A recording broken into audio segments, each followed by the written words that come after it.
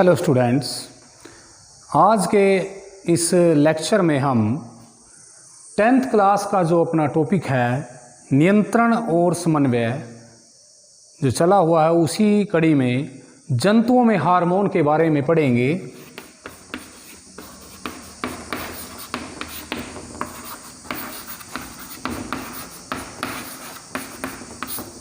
Last lecture में हमने पादपों में समन्वय किया था कि पादपों के अंदर किस प्रकार विभिन्न भागों में समन्वय स्थापित होता है और जो हार्मोन्स होते हैं, पादप हार्मोन्स जो होते हैं वो क्या होते हैं और कौन कौन से हार्मोन हैं और क्या क्या कार्य करते हैं।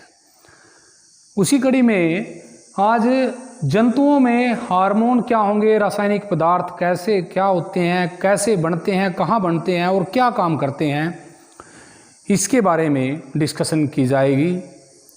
हमने हार्मोन के बारे में आपको बताया था कि हार्मोन जो होते हैं वो रासायनिक पदार्थ होते हैं जो विभिन्न प्रकार की क्रियाओं को नियंत्रित करते हैं, समन्वय करते हैं। तो अगर हम एक छोटी सी बात करें कि कोई क्रिया होती है हमारे आसपास, उसके अनुरूप हमें कुछ अनुक्रिया करनी है कि जैसे हमें परिस्थिति के हिसाब से या तो दौड़ना पड़ जाए या फिर उस परिस्थिति से टकराना पड़ जाए, लड़ना पड़ जाए। तो दोनों ही स्थिति के अंदर हमारी जो तैयारी रहेगी वो कैसी रहेगी, किस चीज का सहयोग रहेगा। उस दौड़ने के लिए, वहाँ से भागने के लिए, उस परिस्थिति को नियंत्रित करने के लिए शरीर को किस प्रकार से तैयार होना पड़ेगा और उस स्थिति में अगर लड़ना पड़ेगा तो शरीर को किस प्रकार से तैयार होना पड़ेगा। दो प्रकार से बात करते हैं, एक विद्युत आवेग की जो संकेत सूचनाओं के रूप में मस्तिष्क या बोलने की केंद्रीय तंत्रिका तंत्र तक पहुंचाए जाते हैं, या दूसरी बात करें रासायनिक संकेतों की जो रासायनिक पदार्थों द्वारा, हार्मोन्स द्वारा उस कार्यकारी अंग तक पहुंचाए जाते हैं। अगर खाली विद्युत संवेग, विद्युत आवेग की बात करते हैं तो जो अक्षेत्र होता है क्रिया का वो सीमित हो जाता है। जब इस रासायनिक संकेतों की बात करते हैं तो वही अक्षेत्र बढ़ता चला जाता है। शरीर के अंदर अगर ऐसी स्थिति देखी जाए कि कोई डरावनी जगह है या फिर ये बोला जाए कि तत्परता की स्थिति अगर आ जाए तो उसके अंदर जो हार्मोन, जो रासायनिक पदार्थ शरीर के अंदर उत्पन्न होता है उसे जैसे हम कहें कि एड्रेनलिन हार्मोन है जो परावटु ग्रंथि के द्वारा उत्पन्न होता है। वो हार्मोन रक्त में जाता है और रक्त को आप सभी जानते हैं कि विभिन्न पदार्थों के द्वारा जो पंप किया जाता है, विभिन्न पदार्थों को ले जाने के लिए वो हृदय द्वारा पंप किया जाता है। जब यही हार्मोन उस रक्त में प्रवेश करता है तो जो हृदय की क्रिया है ऑक्सीजन को सप्लाई करने की भिन्न भिन्न भागों में वो बढ़ जाती है। लेकिन जो पाचन तंत्र के लिए जो पाचन तंत्र के लिए हमें अगर जिस एनर्जी की बात की जाए ज़रूरत पड़ेगी तो उसकी जो मात्रा रहेगी वो सीमित हो जाएगी। उत्सर्जन की बात करें सीमित हो जाएगी। लेकिन जो श्वसन प्रक्रिया है उसी रूप में श्वसन प्रक्रिया में भी बढ़ोतरी हो जाती है। इस एड्रेनलिन हार्मोन की जिसकी बात कर रहे हैं वो लिखा जाएगा, भी बताया जाएगा। तो उसमें क्या होता है कि श्वसन दर के साथ साथ जो हृदय की स्पंदन दर है वो भी बढ़ जाती है, उसी के अनुरूप क्रियाशीलता बढ़ जाती है। तो ऐसा किस ग्रंथि के द्वारा हार्मोन उत्पन्न होते हैं उनको अंतःस्रावी ग्रंथियां कहते हैं। जो नलिका विहीन ग्रंथियां होती हैं उनका काम क्या होता है, वो एक रासायनिक पदार्थ उत्पन्न करेंगी और वो रक्त के द्वारा भिन्न भिन्न भागों में या कार्यकारी अंग तक पहुंचाया जाएगा। वहीं उसकी क्रिया होगी और उस अंग में ही अगर कोई और स्पेसिफिक विशिष्ट कार्य करने के लिए किसी रासायनिक पदार्थ की जरूरत होती है वो उत्पन्न होगा। आउटू ग्रंथि की बात करते हैं तो उसमें थायरॉक्सिन हार्मोन उत्पन्न करती है। थायराइड ग्रंथि होती है, गले में फूला हुआ गला दिखाई देता है, कई बंदों का हो जाता है, जिनको गलफड़े रोग जिनको बोलते हैं, गलगंड रोग, घेंगा रोग जिसको बोलते हैं, जो घेंगा रोग हो जाता है उसमें जो गला है वो फूल जाता है, वो थायरॉक्सिन हार्मोन है उसका असंतुलन होने की वजह से होता है। नमक कहते हैं कि नमक की थैली के ऊपर लिखा मिलता है आयोडीन युक्त नमक। इसका मतलब क्या हुआ कि जो आयोडीन है वो इस आउटू ग्रंथि की कार्यप्रणाली में सहयोग करता है, थायरॉक्सिन हार्मोन के उत्पन्न होने में सहयोग करता है। इंसुलिन हार्मोन है, हम पहले पढ़ चुके हैं जैव प्रक्रम पाठ में कि किसके द्वारा उत्पन्न होता है, क्या काम करता है। और यहाँ जो रासायनिक पदार्थ जंतुओं में हार्मोन्स का रोल है, उन ग्रंथियों का, वो छोटी छोटी बातें इस टॉपिक के अंदर आएंगी। बहुत छोटा सा टॉपिक है लेकिन इम्पोर्टेंट है, मुख्य टॉपिक है। तो बात करते हैं सबसे पहले यही कि हार्मोन क्या है, आप जानते हो, बताया गया था पिछली वीडियो में भी, पिछले लेक्चर के अंदर भी, लास्ट लेक्चर में बोला था कि रासायनिक पदार्थ होते हैं जो समन्वय स्थापित करने में सहयोग करते हैं, विभिन्न क्रियाओं को नियंत्रित करते हैं। रासायनिक पदार्थ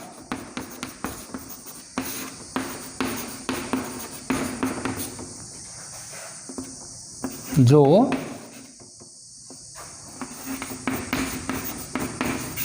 जीवों में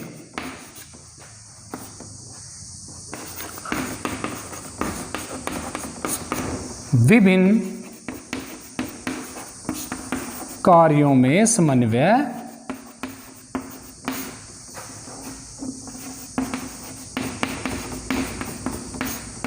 स्थापित करते हैं, विभिन्न कार्यों को नियंत्रित करते हैं, क्रियाओं को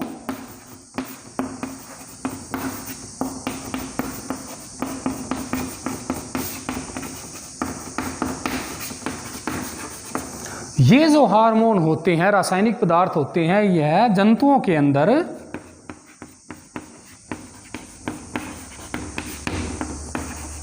नलिका विहीन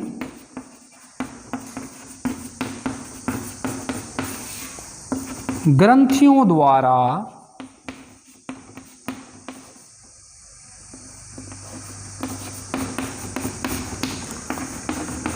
स्रावित होते हैं।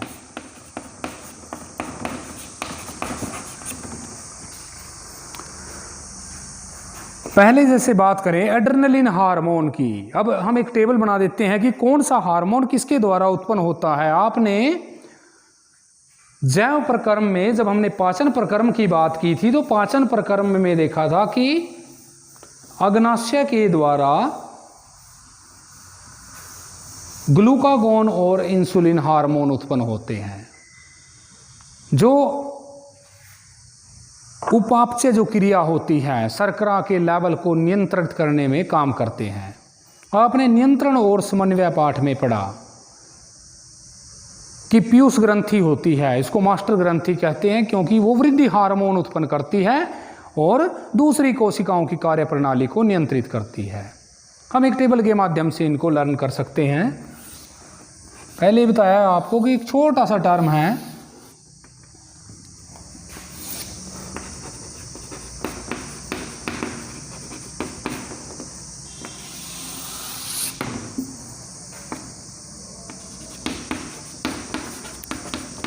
हार्मोन का नाम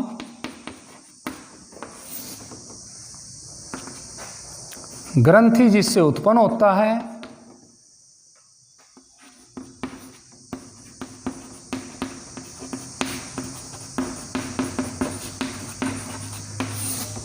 और उसके कार्य। तो पहले बात करते हैं हम वृद्धि हार्मोन की, साथ में प्रश्न भी डिस्कस करते रहेंगे, ध्यान से सुनेंगे और उसके आप नोट्स प्रिपेयर कर सकते हैं साथ के साथ। जो वृद्धि हार्मोन होता है ये पीयूष ग्रंथि के द्वारा उत्पन्न होता है।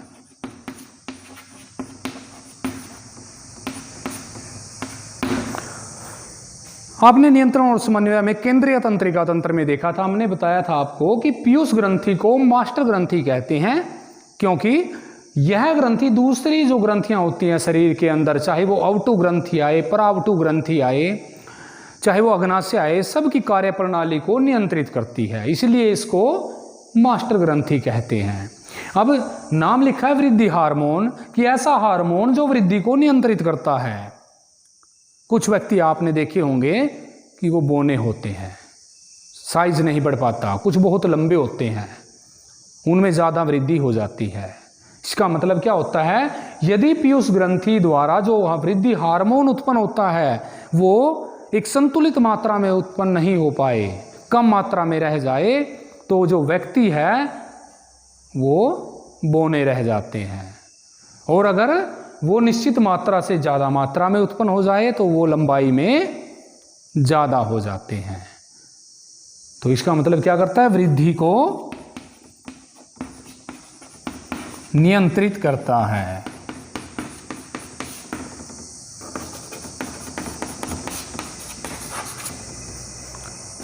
दूसरी अगर बात करें एड्रेनलिन हार्मोन,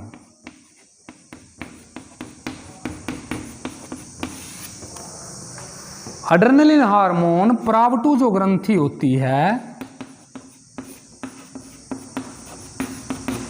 ग्रंथि द्वारा उत्पन्न होता है। उत्तेजना का जो कार्य है एड्रेनलिन हार्मोन के कारण होता है।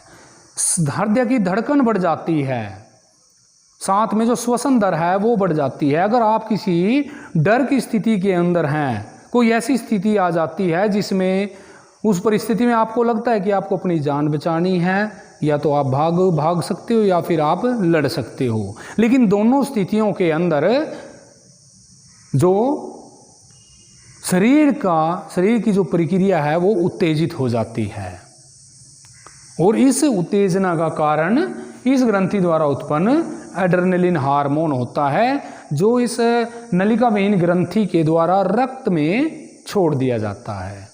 रक्त क्योंकि हृदय से होकर गुजरता है, तो हृदय की जो इसको दूसरे कार्यकारी अंग तक भेजने के लिए हृदय क्या करेगा, उसमें एक पंप करने की जो स्थिति रहेगी वो तेज हो जाएगी, जिससे हृदय की कार्यविधि भी क्या हो जाएगी, वो बढ़ जाएगी। अब वहाँ से फिर मस्तिष्क की तरफ विश्लेषण होता है, तो जो रक्त है, रक्त का संचार है, वो दूसरे पाचन तंत्र या पाचन अंगों की तरफ ना होकर वो मस्तिष्क की तरफ हो जाता है। साथ में जो श्वसन तंत्र है उसमें भी वृद्धि हो जाती है, श्वसन जो दर है वो भी बढ़ जाती है इस एड्रेनलिन हार्मोन की वजह से।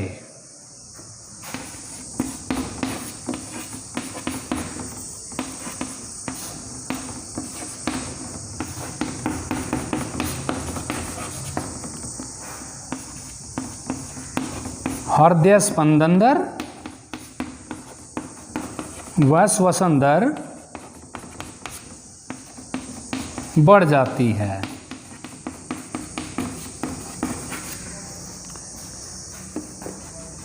उसके बाद बात करें थायरॉक्सिन हार्मोन।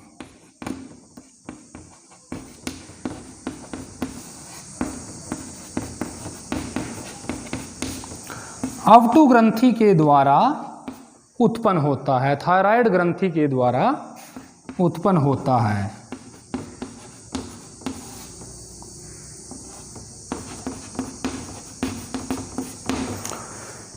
अब आपने नमक की थैली पे लिखा हुआ देखा है कि आयोडीन युक्त नमक खाना चाहिए, तो वो क्यों कहा जाता है, क्योंकि इस अवटु ग्रंथि, थायराइड ग्रंथि की कार्य प्रणाली को संतुलित रूप में चलाने के लिए, ताकि वो संतुलित चलती रहे, वो इस हार्मोन को उत्पन्न करती रहे, उसके लिए आयोडीन घटक की जरूरत पड़ती है।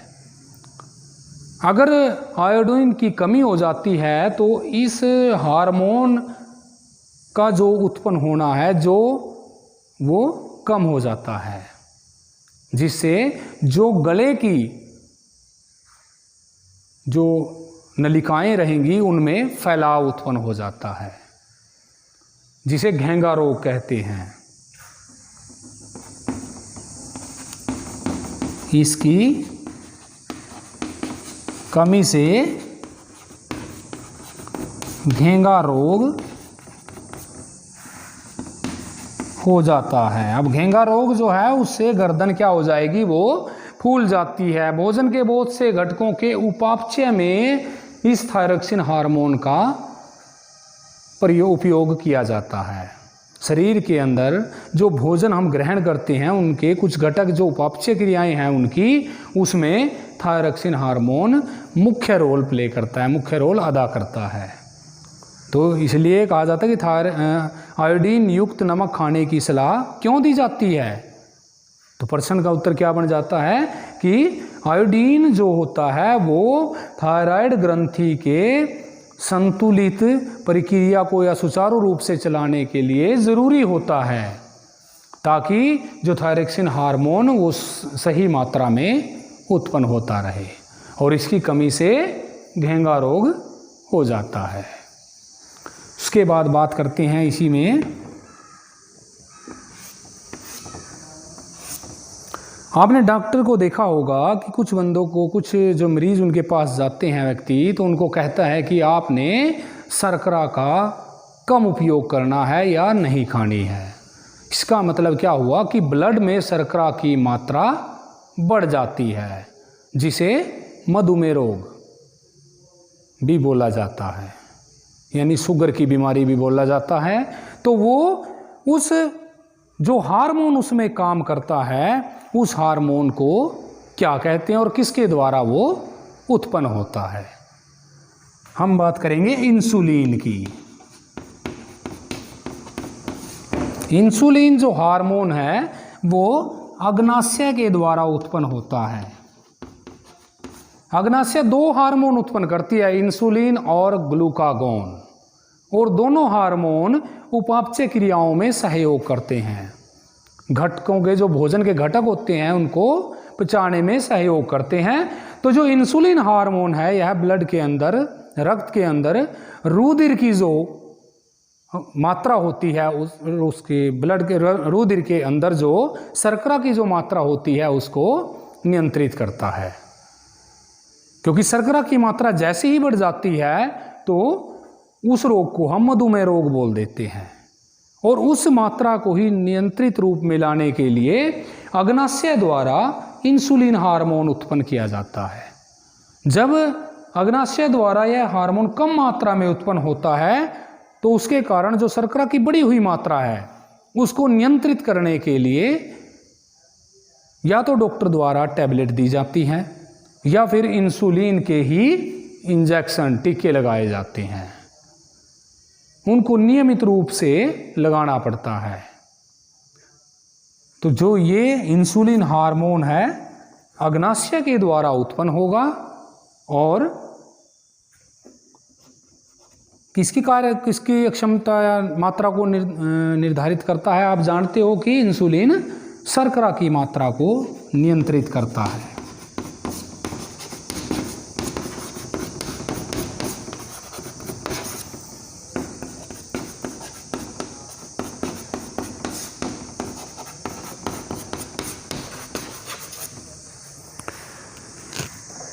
उसके बाद जो हार्मोन बचते हैं, आप देखते हो कि जैसे जैसे जीव जंतु बड़े होते हैं, जंतुओं में मनुष्य की बात की जाती है ज़्यादातर, जब भी किसी भी प्रकर्म को बताया जाता है, समझाया जाता है, तो जो जैसे जैसे वृद्धि होती है, समय के साथ साथ विकास होता है, तो विभिन्न प्रकार के शरीर के अंदर बदलाव होते हैं। चाहे वो स्त्री हो या पुरुष हो, लड़का हो या लड़की हो, तो दोनों के अंदर ही विभिन्न प्रकार के परिवर्तन आपको देखने को मिलते हैं। शरीर के विभिन्न अंगों का विकास होता है। उनके लिए जो हार्मोन उत्तरदायी होते हैं उनमें टेस्टोस्टेरोन और एस्ट्रोजन हार्मोन, दोनों की बात की जाती है। और दोनों ही हार्मोन जो जनन अंग होते हैं जीवों के, मनुष्यों की बात करें तो उनके द्वारा उत्पन्न होते हैं।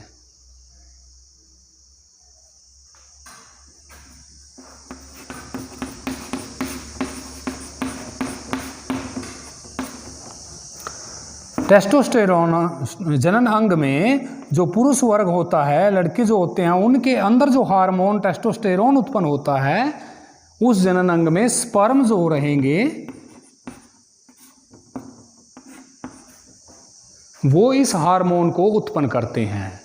और एस्ट्रोजन हार्मोन अंडाणु द्वारा उत्पन्न होते हैं। दोनों के दोनों ही जो हार्मोन है वो शरीर में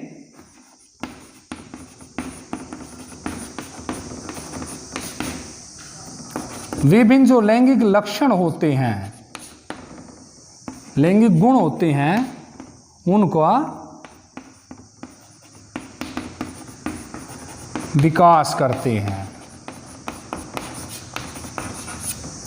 तो ये जो जंतुओं में हार्मोन्स की बात होती है कि कौन कौन से हार्मोन उत्पन्न होते हैं और क्या क्या वो काम करते हैं, उससे संबंधित जो 2-3 प्रश्न भी आपको हमने इसमें बताए हैं। सबसे बड़ी बात तो ये है कि जंतुओं में जो हार्मोन उत्पन्न हो रहे हैं वो किस ग्रंथि द्वारा उत्पन्न हो रहे हैं और उनकी क्या क्या जंतुओं के अंदर कार्य होते हैं, वो आपने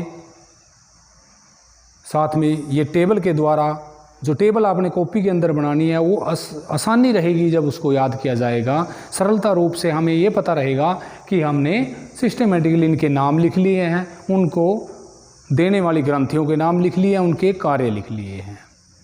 उसी में से ये क्वेश्चन बीच बीच में से निकलते रहेंगे कि आयोडीन युक्त नमक क्यों खाना चाहिए, क्यों बोनापन आ जाता है, क्यों लंबाई में वृद्धि हो जाती है, कौन सा हार्मोन इनके लिए उत्तरदायी होता है। तो हमारा नियंत्रण और समन्वय का जो टॉपिक है, चाहे वो पादपों की बात की चाहे जंतुओं की बात की, वो यहाँ कंप्लीट पूर्ण होता है।